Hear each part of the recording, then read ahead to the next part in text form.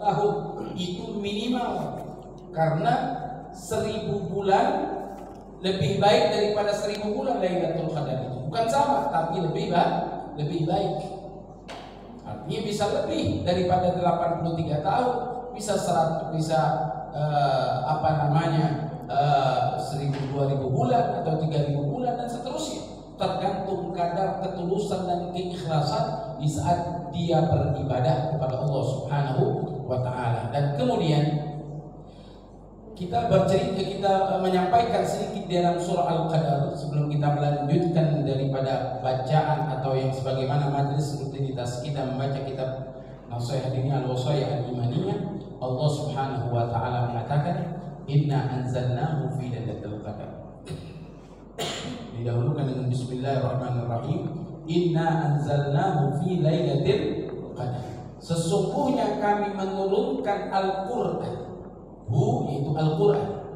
Maka ulama pun mengatakan sesungguhnya kami menentukan daripada ketentuan Allah, ketetapan Allah Subhanahu wa Ta'ala, dari Lauhil Mahfuz ila samai dunia. Ketentuan Allah dari Lauhil Mahfuz ke langit dunia dinamakan dengan ketentuan, ketetapan Allah Subhanahu wa Ta'ala secara menyeluruh diturunkan pada malam Lailatul Qadar. Atau juga ulama mengatakan yaitu Allah turunkan Al-Quran secara menyeluruh utuh dari mulai awal sampai akhir pada malam Lailatul Qadar, dan disampaikanlah kepada Nabi Muhammad itu secara berangsur-angsur. Paham? Jadi Lailatul Qadar diturunkan Al-Quran secara keseluruhan kalamullah Subhanahu wa Ta'ala. Kemudian Allah Subhanahu wa Ta'ala perintahkan malaikat Jibril untuk memberikan kepada Nabi Muhammad, menyampaikan itu Al-Quran secara berangsur-angsur sesuai kejadian, sebab dan di mana tempatnya. Itu Lailatul dinamakan dengan pada malam Lailatul Qadar diturunkan Al-Quran. Inna anzalnahu fi lailatul qadar. Dan kemudian kata Allah Subhanahu wa Ta'ala bertanya kepada Nabi Muhammad, suatu istifham, suatu pertanyaan. Wa ma adraka ma lailatul qadar. Wa ma adraka ma lailatul qadar. Tahukah kamu apa itu Lailatul Qadar? Ini Allah memberikan satu pertanyaan kepada Nabi Muhammad. Tahukah engkau ya Muhammad apa itu Lailatul Qadar? Maka Nabi Muhammad SAW beliau tidak menjawab langsung, dikatakan oleh Allah Subhanahu wa Ta'ala bahwasanya Lailatul Qadri khairun min alfi syahr. Malam daripada Lailatul Qadar itu khairun, lebih baik daripada 1000 bulan. Ini ulama mengatakan lebih baik daripada 1000 bulan, menunjukkan malam Lailatul Qadar itu memiliki keistimewaan, memiliki keagungan, dan memiliki daripada ganjaran pahala yang berlipat untuk umat Nabi Muhammad SAW. Nabi Muhammad merasa tenang, ada malam yang mana umatku itu bisa mendapatkan pahala melebihi daripada orang umurnya 83 tahun, lebih daripada 1000 bulan. Subhanallah. Maka pada malam tersebut bukan hanya Allah Subhanahu wa Ta'ala memberikan ganjaran pahala karena Lailatul Qadar, dan Lailatul Qadar itu juga saking bahagianya, saking indahnya, saking bagusnya, Allah Subhanahu wa Ta'ala serentak menurunkan di malam hari itu, yaitu ribuan bahkan miliaran malaikat yang langsung dipimpin malaikat Jibril, dinamakan di dalam Al-Quran Ruh. Malaikat Jibril itu punya namanya banyak, ya, ada Jibril, kemudian Jibrail, kemudian juga namanya Namus, juga namanya Ruhul Qudus atau Ruhul Amin, atau juga namanya Nabi Muhammad suka memanggil malaikat Jibril diberi nama Abdur Rahman. Malaikat Jibril itu pemimpin para malaikat, pemimpin para malaikat. Di setiap sesuatu itu ada pemimpinnya. Pemimpin bangsa jin iblis, ya, pemimpin manusia adalah Nabi Allah Adam alaihissalatu wassalam, pemimpin para nabi dan rasul Nabi Muhammad sallallahu alaihi wa ala alihi wasallam, pemimpin bulan Ramadan, pemimpin hari-hari Jumat. Subhanallah, pemimpin para malaikat Jibril yang langsung Allah perintahkan untuk memimpin semua pasukannya, sekian miliar malaikat. Ngapain? Turun ke bumi. Turunnya bukan artinya dikatakan oleh turunnya itu turunnya itu tanzil, berat langsung turun ke bumi, tidak. Tapi tatanazal. Apa arti makna dikatakan oleh Allah? Tanazzalul malaikatu waruh fiha bi'idni rabbihim min kulli amrin. Tanazzala yatanazzal, turun tidak pernah terhenti. Paham maksudnya? Beda dengan nazal. Nazal itu turun terus selesai. Tidak ada lagi yang turun. Sekali aja. Cuma kalau tanazzal makin ada tasydidnya, yaitu tanazzal, turun terus, tidak berhenti. Ini kapan habisnya ini turun terus ini? Kapan habisnya? Saking banyaknya malaikat yang turun. Paham? Itu bahasa Arabnya begitu artinya. Tanazzala ya tanazzal, turun terus bertubi-tubi, tidak terhenti-hentinya. Turun berapa? Karena malaikat itu tidak tahu hitungannya. Malaikat itu makhluk yang paling banyak, ciptaan Allah Subhanahu wa taala yang paling banyak, yaitu malaikat. Dan tidak ada yang tahu berapa banyak hitungan para malaikat. Maka Allah Subhanahu wa taala mengatakan tanazzalul malaikatu waruh, dan kami turunkan terus menerus tak henti-hentinya para malaikat ke muka bumi, dipimpin langsung waruh malaikat Jibril, fiha pada malam Lailatul Qadar, fiha fi Lailatul Qadar, bi'idni rabbihim. Mereka bukan serta-merta turun keinginan mereka, bukan, tapi dengan izin Tuhan mereka, dengan izin Allah Subhanahu wa taala, fi kulli amrin, dalam segala perkara yang paling utama yang Allah perintahkan untuk mereka turun ke muka bumi adalah salamun. Turun mereka ke muka bumi salamun, yaitu mendoakan, kirim salam,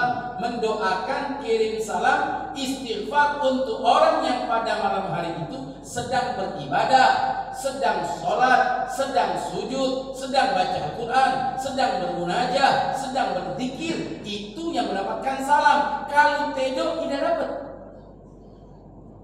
apalagi kalau maksiat.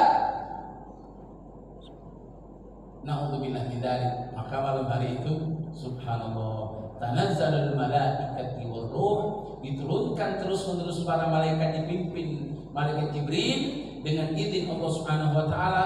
Sampai kapan finishnya, habisnya? Mereka kembali semuanya naik. Sampai kapan? Sampai hiya hatta matla'il fajar, sampai terbitnya fajar. Nah, yang jadi pertanyaan bagi kita yaitu Lailatul Qadar sudah pasti terjadi di malam hari. Tidak mungkin siang hari, namanya Naharul Qadar. Namanya Laila kan malam. Kalau nahar itu siang, iya kan? Maka dikatakan Lailatul Qadar sudah pasti, artinya terjadinya itu di malam hari dan di malam hari. Dan di malam hari tersebut mulai daripada nisful lail, sepertiga malam atau setengah malam. Maka Al-Imam Asy-Syafi'i mengatakan yang paling tepat dan yang paling tepat adalah ketika thuluthul lail atau sepertiga malam. Subhanallah. Dan juga untuk Lailatul Qadar itu sendiri berbeda pendapat para ulama, bahwasanya Lailatul Qadar yaitu terjadi dari mulai awal Ramadan sampai akhir Ramadan, atau juga terjadi di malam-malam yang ganjil, sebagaimana juga ada suatu riwayat mengatakan terjadinya Lailatul Qadar, adanya Lailatul Qadar itu pada malam-malam yang ganjil 21, 23, 25, 27, 29. Dan bahkan sebagian ulama mengatakan, di antaranya Abul Hasan Asy-Syadzili, beliau mengatakan Lailatul Qadar itu pernah terjadi pada malam 17 Ramadan. Jadi ulama pun mengatakan orang itu bisa mendapatkan Lailatul Qadar bukan hanya memilih di malam yang ganjil, mulai daripada malam pertama Ramadan, dia semangat beribadah di malam harinya, dia semangat qiyamul lailnya, dan insya Allah sampai akhir pastikan dia bisa mendapatkan Lailatul Qadar. Nah, orang yang mendapatkan Lailatul Qadar itu apakah melihat? Jadi pertanyaan bagi kita, apakah nyingok Lailatul Qadar mana bentuk Lailatul Qadar itu? Besar, kecil, atau putih, atau hitam, atau mana Lailatul Qadar tersebut? Ulama mengatakan, orang yang mendapatkan Lailatul Qadar tidak harus dengan melihat. Tidak harus dengan melihat. Itu orang-orang pilihan yang bisa melihat. Itu artinya dibukakan mata batinnya, dibukakan hijabnya oleh Allah Subhanahu wa Ta'ala. Yang penting di saat dia pada malam hari itu beribadah dan mendapatkan Lailatul Qadar, terasa di dalam sanubarinya, merasakan kenikmatan, kelezatan dalam ibadah, ketenangan sanubarinya, semangat di dalam ibadahnya, dan dirinya merasa, hatinya merasa lapang, plong, tidak terpaut, tidak memikirkan di dalam urusan hidup pikuk dunia. Itu orang yang dan keesokan harinya bertambah semangat di dalam ibadah, bertambah semangat dalam berbuat baik, bertambah semangat untuk memberikan kemanfaatan kepada orang lain.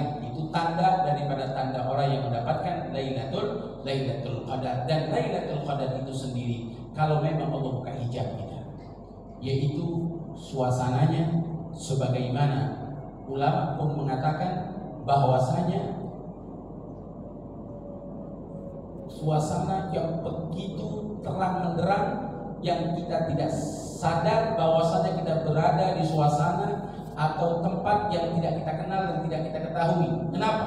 Ulama menyimpulkan bahwasanya saat itu diturunkan ribuan miliaran malaikat, dan malaikat itu tercipta daripada cahaya, dan saat Allah bukakan hijab kita, tidak satu pun kita memandang apa yang ada di muka bumi itu kecuali nur dan cahaya.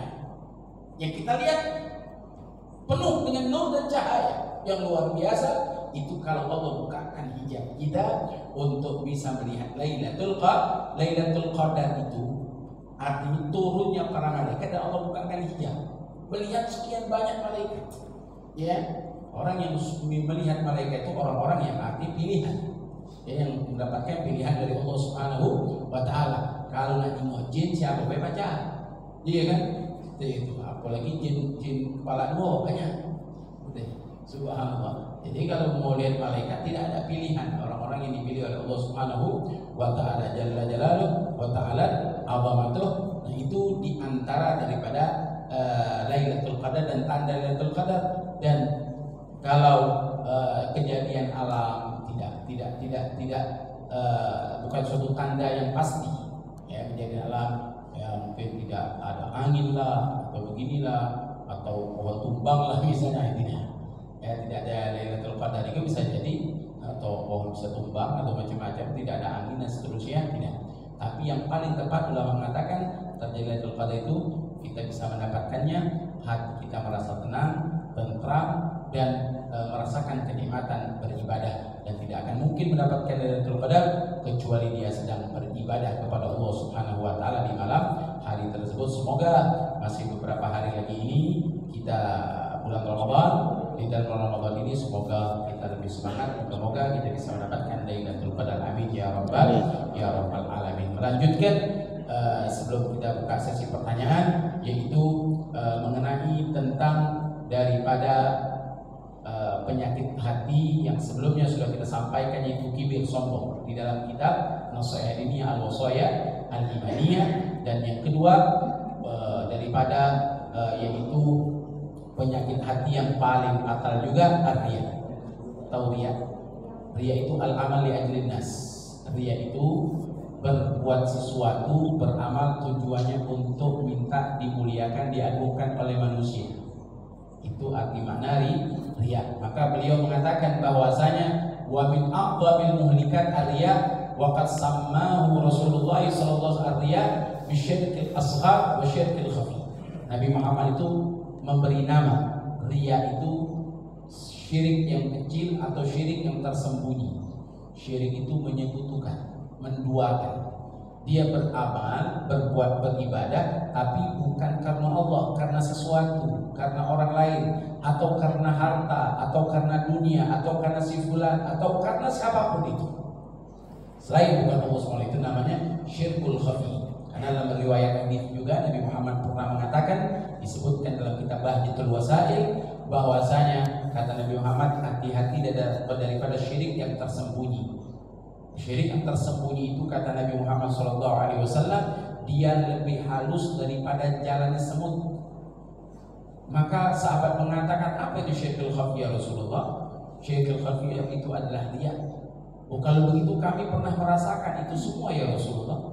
Maka Nabi Muhammad memberikan doa untuk mereka para sahabatnya. Baca doanya, Allahumma inni a'udzubika an usyrika bika syai'an a'lamuhu wa astaghfiruka lima la a'lamu. Allahumma inni a'udzubika an usyrika bika syai'an a'lamuhu wa astaghfiruka lima la a'lamu. Ini doa yang diajarkan juga oleh Nabi untuk kita membaca supaya kita terhindar daripada penyakit riya. Nah, kemudian dikatakan oleh beliau, makna riya talabul manzilah wa ta'dhim indan nas bi amalil akhir. Orang yang riya itu adalah mencari apa yang dia cari daripada kedudukan, kemuliaan, keagungan di sisi manusia di saat dia melakukan amal akhirat. Banyak amal-amal akhirat seperti apa kata beliau? Seperti kalladhi yusalli, seperti dia sholat, puasa, sedekah, haji, jihad, baca Al-Quran, tapi tujuannya bukan karena Allah, tujuannya li'adhamin nas lidzalika, tujuannya supaya dia minta dihormati oleh manusia, minta diagungkan oleh manusia, dan atau dia melakukan itu supaya dia bisa mendapatkan pundi-pundi harta karena amal ibadahnya. Kenapa kau berbuat baik ini? Kenapa kau sholat ini? Bedi jenguk si fulan itu kalau jenguk orang baik dia punya duit. Si fulan itu kalau lihat orang yang begini dia akan kasih duit. Paham? Itu riya namanya. Jadi tujuannya riya itu orang yang berbuat sesuatu urusan akhirat, urusan dunia, tapi urusan akhirat supaya minta dimuliakan dan diagungkan. Misal orang ini mau kemana? Saya mau sholat. Dia sholat, kemudian di saat dia sholat atau pengen sholat, di perjalanan melihat seseorang supaya aku dilihat oleh si fulan bin fulan ini, aku sengaja depan dia dan aku jenguk dia supaya dia jenguk aku diomai. Orang yang rajin sholat 5 waktu di masjid lagi, gila aku itu ngotak-ngotik ayam terus. Iya kan? Wah, ini double ya. Apa namanya? Riya, kemudian lagi merasa lebih hebat daripada orang itu. Nah, itu namanya ujub. Ya, naudzubillah min dari kata terlintas, kadang-kadang terlintas terus gimana? Maka Pak nanti ulama kasihkan solusi. Kalau terlintas seperti itu jangan dipercaya, lewat ke baik.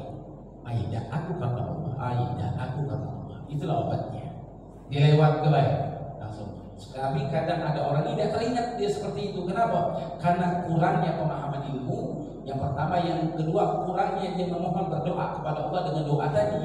Allahumma inni a'udzubika an usyrika bika, minta perlindungan kepada Allah supaya diingatkan, supaya teringat dan dia tahu ini sebagai penyakit dan langsung segera dia membantah itu. Tidak, aku berbuat bukan karena si fulan. Nah, uang itu muji atau tidak, nah orang itu mengagungkan atau tidak, tetap saya sholat 5 waktu di masjid, tetap saya sedekah, tetap saya berbuat baik, tetap saya puasa, tetap saya sedekah, tetap saya haji, tetap saya jihad. Tidak ada urusan dengan dia, dan urusanku dengan Allah Subhanahu wa taala. Itu untuk melawannya. Nah, ini yang dikatakan oleh ulama, naudzubillah dari. Nah, maka juga disebutkan di dalam Al-Quran yang sering kita baca, faman kana yarju liqa'a rabbih falyamal amalan shalihan wa la yusyrik bi ibadati rabbih ahada. Ini sering kita baca ya, khususnya di hari Jumat di dalam surah Al-Kahfi, yaitu faman kana yarju liqa'a rabbih, maka barang siapa yang berharap berjumpa dengan Tuhannya, itu Allah Subhanahu wa taala, falyamal amalan shalihan, maka berbuatlah perbuatan amal yang saleh, wala yusyrik bi ibadatihi ahada, wala yusyrik bi ibadati rabbih ahada. Jangan sekali-sekali engkau menyekutukan Tuhanmu menunjukkan Allah sedikit pun. Ya, tidak boleh. Artinya berbuat amal soleh tapi menunjukkan Allah. Ini gandengannya ayat ini. Jadi orang yang melakukan amal soleh kemudian menyebutkan Allah, habis amal soleh kemudian menyembah berhala, maksudnya bukan. Di saat dia melakukan amal yang soleh, kemudian orang tersebut tidak mendapatkan amal itu sebagai pahala bagi dia karena digandeng dengan riya. Yusyrik di sini adalah riya. Dia menduakan Allah Subhanahu wa taala. Dia melakukan amal soleh bukan karena Allah, tetapi karena si fulan atau karena sesuatu yang dia inginkan. Nah, ini di dalam ayat ini maka Allah mengatakan faman kana yarju liqa'a rabbih falyamal amalan shalihan wa la yusyrik bi'ibadati rabbih ahada. Jangan sekali-sekali kita menyekutukan Allah dengan amal ibadah yang kita gawe. Jangan menyekutukan Allah. Arti menyekutukan itu yusyrik, syarik itu menduakan. Ya, menduakan Allah Subhanahu wa taala. Dan juga disebutkan dalam Al-Qur'an faman kana yuridu harthal akhirah nazid lahu fi hadhihi wa man kana yuridu harthal akhir dunya nutihi minha wa ma lahu fil akhirati min nasib. Barang siapa yang menanam daripada amal akhirat, maka itu yang dia dapatkan daripada tanaman-tanaman tersebut, maka itu yang dia dapatkan. Ya, jadi kalau dia melakukan amal yang soleh tujuannya memang karena Allah, bukan karena yang lain, maka itu yang dia dapat. Kalau dia melakukan itu semua menanam hanya untuk di dunia, maka di akhirat dia tidak mendapatkan hasilnya. Jadi kalau dia mendapat wong ini senang, dia bahagia dengan amal ibadah. Kenapa? Banyak yang memuji dia, banyak yang mengagungkan dia, banyak yang memuliakan dia. Oh, udah dapat di dunia, dia akan tidak dapat apa-apa. Cuman kalau dia karena Allah, mau dia orang puji atau tidak, mau orang caci maki, tidak ada urusan, maka orang ini akan mendapatkan hasilnya, panennya di akhirat. Itu kata Allah Subhanahu wa taala. Dan juga sering kita dalam Al-Qur'an suka membaca fawailul lil musallin alladzina hum an salatihim sahun alladzina hum yura'una wa yamna'una ma'un. Ini dalam surah Al-Ma'un. Ya, Allah Subhanahu wa taala mengatakan bahwasanya celakalah orang-orang yang sholat, tapi ketika membaca surah ini jangan diputus bagusnya, disambung. Fawailul lil musallin alladzina hum an salatihim sahun. Jadi kalau dia berhenti fawailul lil musallin, maka celakalah orang-orang yang sholat.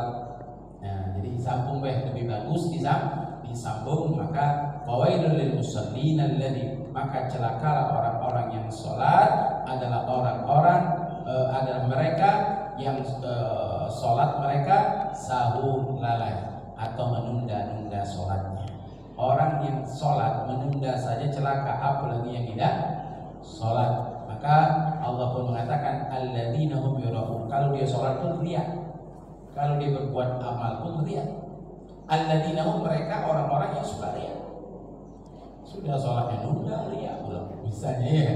Atau orang ini termasuk orang yang celaka. Ulama mengatakan dalam tafsir ini juga bahwasanya celaka orang-orang yang sholat kalau sholatnya itu riya. Kalau sholatnya riya, banyak orang. Nanti beliau menyebutkan dalam satu riwayat hadis bahwasanya termasuk di dalam riya yang sering terjadi. Orang ini kalau dia sholat, ya, maka dikatakan kalau dia sholat di hadapan orang banyak, merasa bagus, wah perbaiki. Kalau dewean buruk sholatnya. Kalau depan orang banyak, wah bagusan sholatnya, ngangkat tangannya begini. Kalau sholat dewean, ngacak cahaya makan. Subhanallah, ini itu termasuk jadi pada riya juga. Kita ini sholat mau dewe, mau sendirian di rumah, depan orang banyak sama, nggak ada bedanya. Ya, sunnah-sunnah jangan kita tinggalkan, cara berdirinya jangan kita tinggalkan, cara duduknya, cara gerakan sholat kita sama seperti pada tidak ada bedanya. Mau anda sendirian dilihat orang ataupun tidak dilihat orang, ya, karena anda sholat itu menghadap Allah, karena Allah Subhanahu wa taala jalla jalaluhu wa ta'ala azamatuh. Nah, kemudian dikatakan juga oleh Nabi Muhammad sallallahu alaihi wasallam yaitu man shama yura'i faqad asyrak, wa man shalla yura'i faqad asyrak, wa man tasaddaqa yura'i faqad asyrak. Barang siapa yang puasa kemudian dia riya, maka dia telah menyekutukan Allah. Dan barang siapa yang sholat dia riya, maka dia sungguh menyekutukan Allah. Dan barang siapa yang sedekah dan kemudian dia riya, maka sungguh dia juga termasuk menyekutukan Allah Subhanahu wa taala. Jadi orang yang menyekutukan itu, dia sholat, jadi syirik itu bukan menyembah selain daripada Tuhan juga. Termasuk syirikul khafi yang tersembunyi adalah dia beramal, dia sholat, dia puasa, dia zakat, dia haji, tetapi tujuannya karena manusia, tujuannya minta diagungkan dan dimuliakan. Dan di dalam riwayat hadis yang lain Rasulullah mengatakan, "Man talaba dunya bi amalil akhir, tamasallahu wajhahu wa mahaqqa dzikruhu wa athbata ismuhu finnar." Barang siapa yang mencari dunia, mencari harta, mencari kedudukan, mencari kemuliaan duniawi dengan amal akhirat, tamasallahu wajhahu, Allah hapus wajahnya. Maksudnya apa? Allah gelapkan wajahnya. Amal ibadah yang dia kerjakan tidak ada nur cahaya pada tubuhnya. Maka juga disebutkan Allah Subhanahu wa taala tidak akan menyebut namanya, tidak dipedulikan oleh Allah Subhanahu wa taala. Dan juga orang tersebut tertulis di pintu neraka, fulan bin fulan masuk neraka di pintu ini, pintu riya ini. Naudzubillah min dzalik. Jadi kata Nabi Muhammad SAW, ada orang yang mencari harta, mencari dunia, bukan harta, mencari dunia. Dunia ini bukan hanya duit.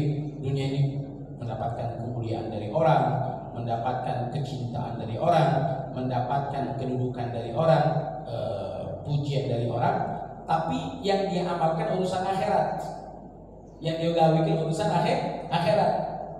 Tujuannya bukan ingin mendapatkan pahala, tujuannya bukan ingin mendapatkan ridha Allah, tapi tujuannya mencari urusan dunia. Dan hanya dunianya bukan hanya urusan rezeki, bukan urusan duit, tapi aku sholat untuk minta dimuliakan si fulan, minta supaya diagungkan si fulan, minta dianggap orang yang baik oleh si fulan. Nah ini kata Allah Subhanahu wa taala, orang seperti ini wajahnya digelapkan oleh Allah, wajahnya diburamkan oleh Allah. Tamasallahu wajhahu. Tamas itu buram. Tamas itu digelapkan oleh Allah Subhanahu wa taala, atau tamas juga dihapus dari pandangan Allah Subhanahu wa taala. Wajahnya naudzubillah min dzalik.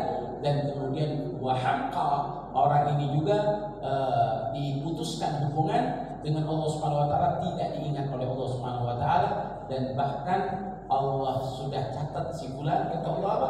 Kata Nabi Muhammad, dicatat wa athbata ismuhu finnar, ditetapkan namanya di neraka. Naudzubillah min dzalik. Ini kita membaca ini hadis, membaca ini judul atau penyampaian ini bukan untuk menuduh orang, tapi untuk introspeksi kita masing-masing. Jangan tuh dicak simpulan nih, kalau sholat kayak dia, bukan. Ini ilmu untuk kita. Jangan nuduh untuk si fulan. Kalau ada orang yang menuduh si fulan itu riya, maka Nabi juga marah Nabi. Pernah suatu riwayat hadis, kata Nabi Muhammad SAW, barang siapa yang membaca zikir, mengucapkan kalimat la ilaha illallah wahdahu la syarika lah, lahul mulku wa lahul hamdu yuhyi wa yumiitu wa huwa hayyun la yamut biyadil khair wa huwa ala kulli syai'in qadir. Ini termasuk doa melewati pasar. Dalam riwayat ada orang yang keluar dari masjid dan tidak jauh dari masjid dia keluar itu melewati pasar, dan dia membaca doa ini mengangkat suara. Mengangkat suara. Dan kemudian ada orang menuduh si fulan ini bikin mengangkat suara, riya si fulan ini, minta dipuji, minta dianggap hebat, minta dianggap orang yang ahli zikir. Dari masjid melewati pasar, kan ada tuh masjid yang suka sampai dekat pasar, melewati pasar tuh banyak lah. Seperti itu disunnahkan kalau dari masjid melewati pasar baca doa tadi, doa masuk pasar. Doa masuk pasar tadi, asyhadu an la ilaha illallah wa syarika lah, lahul mulku wa lahul hamdu yuhyi wa yumiitu wa huwa hayyun la yamut biyadil khair wa huwa ala kulli syai'in qadir. Jadi kalau kita melewati pasar atau bahkan